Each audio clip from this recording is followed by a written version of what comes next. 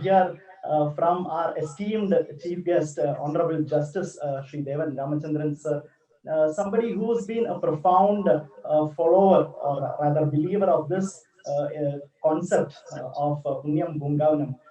As many of you all might really know and understand, he's been the instrumental force or the reason behind, or if I could say, the man behind the banning of plastic, starting from Shabrimala, and then which was extended for the entire state of Kerala, and eventually getting to ban the flex boards. Every judgments or every version of his, as how he rightly conveys, has been favorably ordered in favor of the protection of environment, protection of nature, and most importantly of mankind.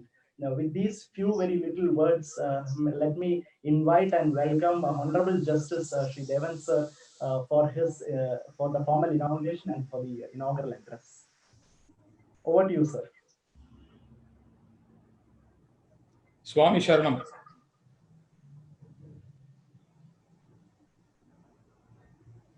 This is one program I would have loved to address physically. But this is the new life. This is the COVID life. As Mr. Vijayan said, this is my second time with the Punyam Bungavanam team. The first one was, I believe, in July or August 2018, when I had the great fortune of meeting the volunteers of the Punyam Bungavanam, a march or a movement in the vicinity of the Ernakulam temple. Now, as a person who have had the greatest fortune by the blessings of Ayyappa to author the judgment banning plastic even in Irumudikattu, I must tell you one thing that always crossed my mind. As Mr. Behra was saying, we were also in a quandary as to why pilgrims who have so much of devotion for Lord Ayyappa would nevertheless carry so much of garbage to the Pongavan. Lord Ayyappa sits amidst 18 hills. Every one of them is divine to us. As it has been told to you many, many times before, Shabrimala is part of the Periyar National Park and Wildlife Sanctuary. It is both a tiger reserve and an elephant reserve. The animals have the hills to themselves for 75% of the year. It is only for the 25 or 20% of the year that they open up their homes for us. We are nothing but visitors. We are guests. They are the owners of the environment. So I was always wondering, even when we were writing that judgment, when we were discussing with each other as to why this is happening, the answer was very obvious. People are not really thinking. It is just that you don't think about the other. You don't think about anything else other than yourself. When you travel to Shabrimala, you don't pray for yourself. This is the fundamental mistake that I think people commit. You are not going to Shabrimala for yourself. When you pray to God for yourself, you gain nothing. You go to Shabrimala for the benefit of all others. You are one among them. And when you go there, you must understand that Shabrimala is nothing but the body of the Lord Ayyappa. If you visualize Shabrimala as the body of Lord Ayyappa, as the Melshandi and Rajivar Tirumeni will tell you, we always conceptualize a temple or the divine atmosphere as being the divine being of the Lord itself. If you do that, can you really spill garbage on the body of the Lord? Can you defecate and urinate on the body of the Lord? We can't do that. But the problem is 99% of the pilgrims who go there don't know this. They go there almost like tourists. They don't understand the poignancy of their trip. Even the rituals that we do, unfortunately, are more or less like rituals and nothing else now.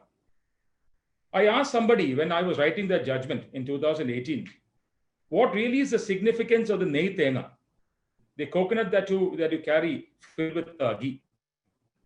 The answer I got was very, very profound.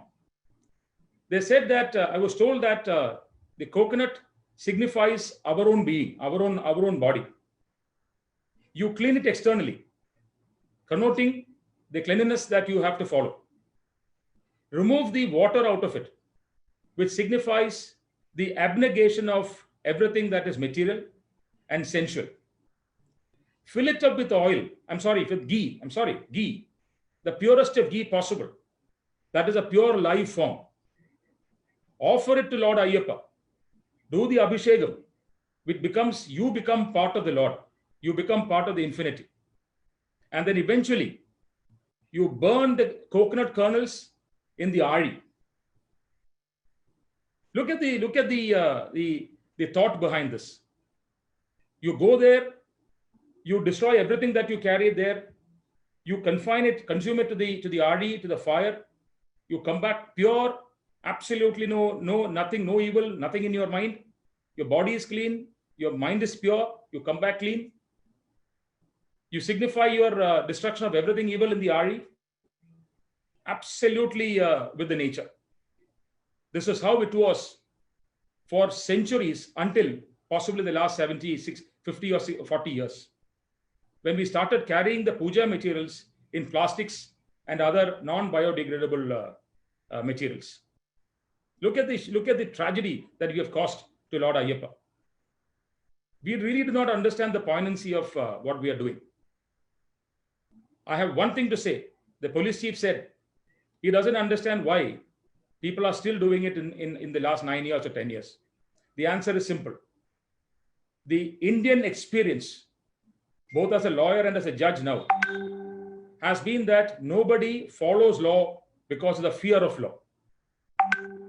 People follow the law only if they are scared of the consequences and being apprehended. Simple. I'll explain what I'm saying. Suppose you find a one-way board on a street. You find no policeman there. Many of us would still take that one way. We'll break that law. But if you find a camera or a policeman standing there, you will not do it. That's because Indians we are not scared, or we don't follow law with volition. We are only consequent. We are only scared of the consequence. This is why in Sabarimala, the police and the authorities, including us, we have not been able to implement the laws completely. That's because we can't use force as we do it on a public space. They are all pilgrims who come there with the cosmic revelation of the Lord. So there's a limit to which policing or anybody can use force. The DG was absolutely right in saying that. So what we have to inform the people, what we have to teach them, what we have to enlighten them is the consequences of their action on the Lord. It should be the duty of every Guru Swami. This is what we thought when we were writing the judgment. We must take this message to every Guru Swami who does the Kirtanara. Don't bring anything that you can't take back to the Sabarimala. If you take back everything that you bring, including yourself, from Sabarimala, Sabarimala can never be polluted. Just bring only that which you can take back, if you're confident that you can take back. Don't leave it there for the Punyam Pongavanam team or the Ayyappa Seva Sangam team or anyone else to clean for you. As Mr. Vijayan said correctly in that brochure, it's the greatest evil and sin that you will do by making somebody else remove your garbage for you after the pilgrimage. You gain nothing out of such a pilgrimage. This message has to go far and strong into every pilgrim. Now the tragedy is, this year it's going to be far worse. There is going to be a far greater problem that you will all face. Brace up for this. And today's brainstorming should take this into account straight away. There are two things that are completely worrying me. One is the masks that you wear, and the other is the sanitizer bottles that you will carry. Extremely concerned. Now, with all the effort that we are taking, imagine you send 25,000 people a day or 20,000 people a day or more. We do not know. All of them are carrying a mask, and they are expected to carry masks. They're expected to carry additional masks with them in their, possibly part of their irmudi cutter or their bag. They may carry 2 or 3. Imagine the climb up with the mask on. You will be profusely sweating. The mask will certainly get wet. It's going to be a real human problem now. Unlike the other places where you use masks, when you climb the Sabarimala with a mask on, that mask certainly will get wet. There will be a tendency for people to discard masks as they walk up or as they climb down. And there will be a tendency to substitute it with fresh masks. They may not carry that mask back with them. They may have a tendency of throwing it into the wilderness or into the public spaces. Similar is a problem with the sanitizers. Imagine all these people carrying a sanitizer each. We are expecting 25,000 bottles a day of additional sanitizers being carried up, being used here and there, because sanitizers also have to be used responsibly. This is where Punyam Pongavanam has a role to play this year. This is why I took the opportunity of addressing you today when I was invited. In fact, I have 2 other meetings today, but I still wanted to talk to you on this, because this is one message that should go far and wide. And I'm glad that I'm able to talk to you today, because I see that there are people from all around the country listening to the proceedings today. They can all take this information to their hometowns, to their Guru Swamis, to their Swamis who are now planning the pilgrimage. Please tell them that we have a real responsibility this year. It is not merely the social distancing that I'm talking about. It is a problem of discarded masks and the problem of discarded sanitizer bottles, which more or less are in plastic containers. I know that. Whatever we do now, we may not be able to get sanitizers in glass and carry it back or something. So this is one problem that you will have to keep in mind continuously. Now, there is another thing. We have to think about the perspective also. I'm just answering what the DG was telling you, Mr. Behera was telling you. We must have a realistic perception of what Sabarimala is. Just imagine, every year, Sabarimala has 4 to 6 crores of pilgrims praying to the Lord. 4 to 6 crores. Do you have any idea what the population of Kerala is?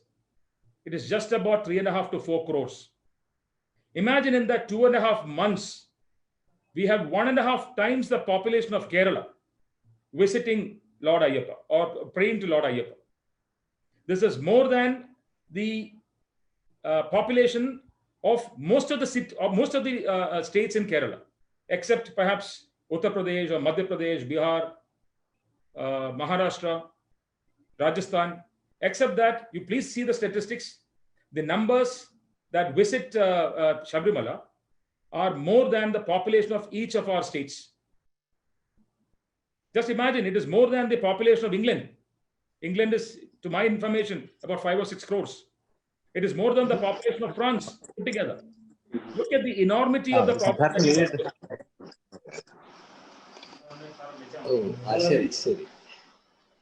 Namaskaram, Tirumeni. Namaskaram, namaskaram. എന്താണ്? നമസ്കാരം പറഞ്ഞതാണ്. നമസ്കാരം, നമസ്കാരം. അതെ, അതെ. So this is the enormity that we face every year. And this is what, as judges, we also countenance and recognize when we write judgments. As Mr. Vijayan said, the decision to ban plastic, it might sound very drastic, but it was very easily taken. We have the blessings of Lord Ayyappa. And as I said in my last speech in 2018, when I had addressed the Punyam Pongavanam team, I had visited Sabarimala just after the ban we had ordered. And I was really scared that people would possibly throw brickbats against me for not allowing them to carry bottles of water in plastic and etc. But believe me, the reception was completely to the contrary.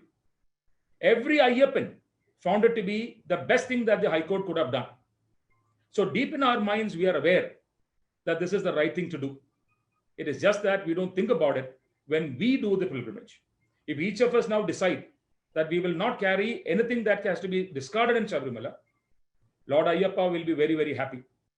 I'll close by saying the actual reason which prompted us to pass that order of ban of plastic.